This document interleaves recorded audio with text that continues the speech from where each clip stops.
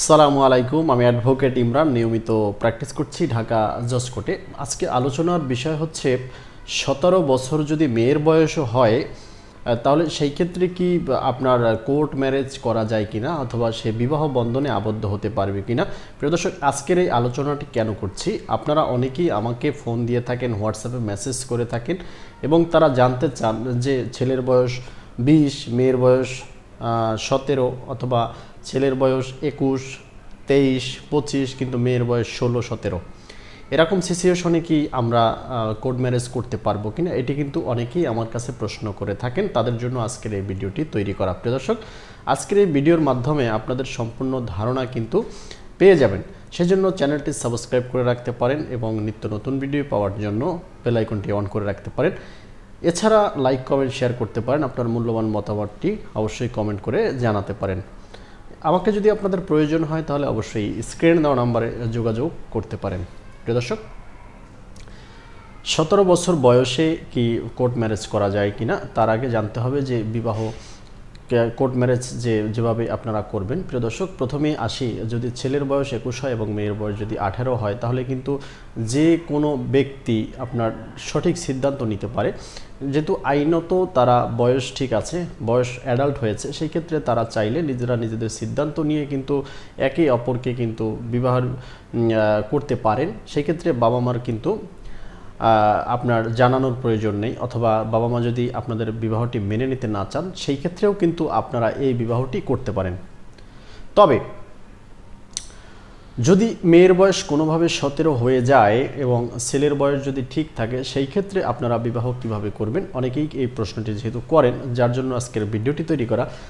তাদের ক্ষেত্রে বলছি যে কিছু কিছু ক্ষেত্রে মেয়ের বয়স 17 হলেও আপনার বিবাহ করা যাবে। প্রিয় দর্শক, কী কারণে 17 হলেও মেয়েকে বিবাহ করা যাবে বা কোর্ট ম্যারেজ করা যাবে সেই বিষয়টি কিন্তু একটু খুলে বলছি। প্রিয় দর্শক, যদি মেয়ের আর্থিক অবস্থা ভালো না থাকে, অর্থাৎ মেয়ের হয়তো বাবা নেই, মা আছে, তাদের আর্থিক অবস্থা ভালো না, অসচ্ছল, সেই ক্ষেত্রে যদি মা গার্ডিয়ান হিসেবে উপস্থিত থাকে তাহলে কিন্তু আপনার এই বিবাহটি করা যাবে। এছাড়া যদি মেয়ের বয়স 16 হয়ে থাকে সেই ক্ষেত্রে প্রথম শ্রেণীর ম্যাজিস্ট্রেটের কাছ থেকে যদি অনুমতি নিতে পারেন, অবশ্যই বিশ্বাসযোগ্য তথ্য দিতে হবে। হয়তো মেয়ের পারিবারিক অসচ্ছলতা রয়েছে অথবা মেয়ের কোনো একটি রয়েছে, যেমন সে পূর্বে বিবাহিত ছিল এবং পরবর্তীতে সে আবার বিবাহ করতে চাচ্ছে কারণ প্রথম স্বামী তাকে ডিভোর্স দিয়ে দিয়েছে অথবা মারা গিয়েছে। এরকম যদি সিচুয়েশন আসে সেই ক্ষেত্রে প্রথম শ্রেণীর ম্যাজিস্ট্রেটের কাছে অনুমতি নিয়ে কিন্তু তারা বিবাহ করতে পারবে। প্রিয় দর্শক, বেশিরভাগ আপনার এই 16 অথবা 17 বছরের অনুমতিটা কেন দেয়, এর কারণ হচ্ছে মেয়ের ফ্যামিলি যদি অসচ্ছল হয়ে থাকে, অর্থাৎ মেয়ের ফ্যামিলিতে যদি একাধিক সন্তান থাকে, অর্থাৎ অনেকগুলো মেয়ে আছে যাদেরকে বিয়ে হচ্ছে না এবং বয়স আপনার অনেকের বেশি আছে বা কম আছে কিন্তু বিয়ে হচ্ছে না, বা আপনার মা চালাতে অক্ষম বা ফ্যামিলিগতভাবে তারা চালাতে অক্ষম, বিয়ে হয়ে দিলে করিয়ে দিলে বা বিয়ে দিয়ে দিলে হয়তো ফ্যামিলিটিতে একটা সচ্ছলতা ফিরে আসতে পারে। সেই সব সিচুয়েশনে কিন্তু আপনার এই অর্ডারগুলো দেওয়া হয়, অর্থাৎ 16 বছর অথবা 17 বছর বয়সেও কিন্তু মেয়েকে বিয়ে দেওয়ার একটা প্রবণতা রয়েছে। এই ক্ষেত্রে অবশ্যই আইনি অনুমোদিত হতে হবে। এছাড়া যদি 17 বছরের বয়সের মেয়ের বিয়ে দিতে হয় সেক্ষেত্রে মা অর্থাৎ লিগাল যে গার্ডিয়ান আছে তার কিন্তু উপস্থিত থেকে বা সাক্ষী থেকে কিন্তু বিয়ে দিতে হবে। প্রিয় দর্শক, এই বিয়ে করার জন্য অবশ্যই আপনাদের যে বয়সটি রয়েছে সেই বয়সটির দিকে কিন্তু খেয়াল রাখতে হবে, অর্থাৎ তার মেয়ের যে জন্ম নিবন্ধন রয়েছে অথবা ভোটার আইডি কার্ড রয়েছে এবং ছেলের জন্ম নিবন্ধন অথবা ভোটার আইডি কার্ড কিন্তু সংগ্রহ করতে হবে এবং সেই সাথে কিন্তু ছবিরও প্রয়োজন আছে। যেমন আমরা যে কোর্ট ম্যারেজগুলো করে থাকি সেক্ষেত্রে এফিডেভিটের ক্ষেত্রে আপনার ছবিরও প্রয়োজন হয়। এছাড়া কাজীর মাধ্যমে যদি আপনারা বিয়ে করতে চান সেক্ষেত্রে ছবির প্রয়োজন নেই। এছাড়া যে বাধ্যবাধকতাগুলো রয়েছে, দুজন যদি ছেলে থাকে, অর্থাৎ মেয়ের পক্ষে একজন এবং ছেলের পক্ষে একজন সাক্ষী ছেলে হলে যথেষ্ট। এছাড়া যদি কোনো মেয়ে সাক্ষ্য দিতে চান সেই ক্ষেত্রে কিন্তু মেয়ে সাক্ষী লাগবে 2 জন, অর্থাৎ একজন ছেলের পরিবর্তে 2 জন মেয়ে সাক্ষী দিতে হবে, এটি আইনত বলা রয়েছে। প্রিয় দর্শক, এভাবে আপনারা কিন্তু ম্যারেজটি কমপ্লিট করতে পারেন। এই ক্ষেত্রে যেটা হয়, অনেকেই কার কাছে করবেন, কোথায় করবেন, কত টাকা খরচ যাবে এগুলো জানতে চান।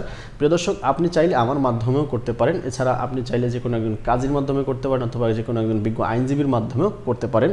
এবং টাকা পয়সার ব্যাপারটা হলো, যে আইনজীবীর মাধ্যমে আপনারা কোর্ট ম্যারেজটি করবেন অথবা যে কাজীর মাধ্যমে আপনারা বিবাহটি করবেন তাদের সাথে আলোচনা করে আপনারা একটা সিদ্ধান্ত নেবেন এবং সেই অনুযায়ী কিন্তু কাজগুলো করবেন। প্রিয় দর্শক, এছাড়া যদি আপনাদের আরও কিছু জানার প্রয়োজন হয় তাহলে অবশ্যই স্ক্রিনে দেওয়া নাম্বারে যোগাযোগ করতে পারেন। এছাড়া যে কোনো কাজ অথবা যে কোনো দায়িত্বের জন্য আমাকে কিন্তু কল করতে পারেন। প্রিয় দর্শক, আমাকে কল করার জন্য অবশ্যই স্ক্রিনে দেওয়া নাম্বারে যোগাযোগ করতে হবে। স্ক্রিনের নাম্বারটি হোয়াটসঅ্যাপ রয়েছে, আপনারা হোয়াটসঅ্যাপেও নক দিতে পারেন। এছাড়া ইমোতেও আপনারা নক দিতে পারেন। ভালো লাগলে চ্যানেলটি সাবস্ক্রাইব করে রাখতে পারেন নিত্য নতুন ভিডিও এরকম পাওয়ার জন্য। ভালো থাকুন, সর্বোপরি আল্লাহ হাফেজ, আসসালামু আলাইকুম।